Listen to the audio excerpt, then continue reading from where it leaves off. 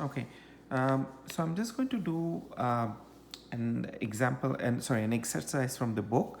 So this is problem number 4 from exercise 15.2 in page 587. So in that problem, there's these two matrices which are given to you, okay, matrix A and matrix B. So as you can see, both of these matrices, they have the order. What is the order? 2 rows and 3 columns. So both of them are 2 by 3 matrices, right? Now in the problem, what they first want you to find is they want you to find the matrix. What is the result if you add the two matrices together? So what is the result if you do A plus B? So if you remember, how do you add two matrices together? So you take all the elements from matrix A and you add it to the corresponding element in matrix B.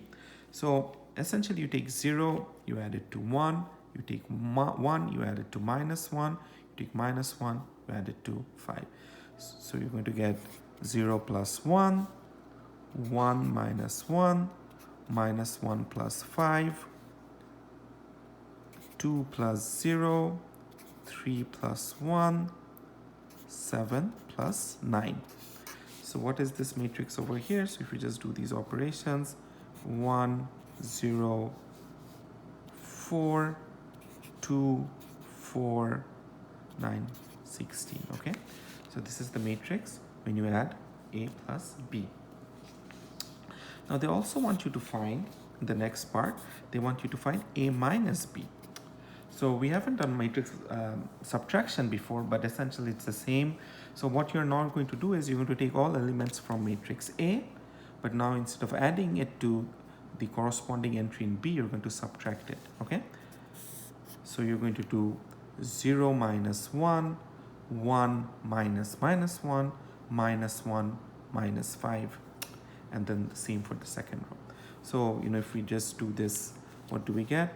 So you get 0 minus 1, 1 minus minus 1, minus 1 minus 5, 2 minus 0, 3 minus 1, 7 minus 9. So the result is minus 1, 2, minus 6, 2, 2, minus 2. Okay, so this is the matrix which is A minus B. So two things, I'm just going to quickly show you.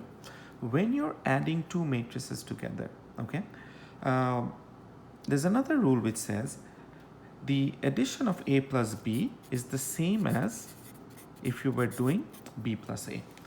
So what does this mean? It means when you're adding two matrices, the order of addition doesn't matter. So if you are doing A plus B, we're doing 0 plus 1, 1 plus minus 1, minus 1 plus 5. If you were doing B plus A, you would be doing 1 plus 0, minus 1 plus 1, 5 plus minus 1. But the answers would be exactly the same. So the result of A plus B is the same as the result of B plus A. But when you're subtracting matrices, the result of A minus B is not the same as the result of B minus A, right? Now, why is that? So obviously, right, because if you're doing A minus B, what are you doing? You're doing 0 minus 1. You're doing 1 minus minus 1. But if you are doing B minus A, this would have been 1 minus 0, right? Minus 1, minus 1. 5 minus minus 1. So obviously the results would be totally different. So just keep these two things in mind, that A plus B is the same as B plus A, but A minus B is not the same as B minus A. And finally, in the same problem, they also ask you to do one more extension where they ask you to find out what is the result of 5A minus 3B. So this is, again, this is basically where you're using the scalar multiplication rule along with the subtraction of matrices.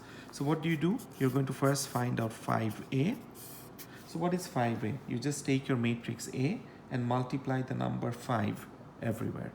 Okay, so the matrix A would be 0 into 5 1 into 5 minus 1 into 5, 2 into 5, 3 into 5, 7 into 5, right? So your matrix 5A would be 0, 5 minus 5, 10, 15, 35, okay? And similarly, you should be able to find 3B. You take the number 3 and you multiply it with all the elements of matrix B. So your matrix B was, so this was going to be 3 into 1, 3 into minus 1, 3 into 5, 3 into 0, 3 into 1, 3 into 9. So the matrix 3B is simply 3 minus 3, 15, 0, 3, 27. So this is your transformed matrix 5A and 3B. And then you can just take these. So this is your 5A and this is your 3B. Now if you subtract this from this, you can find the answer to 5A and 3B, okay? So you can try this out.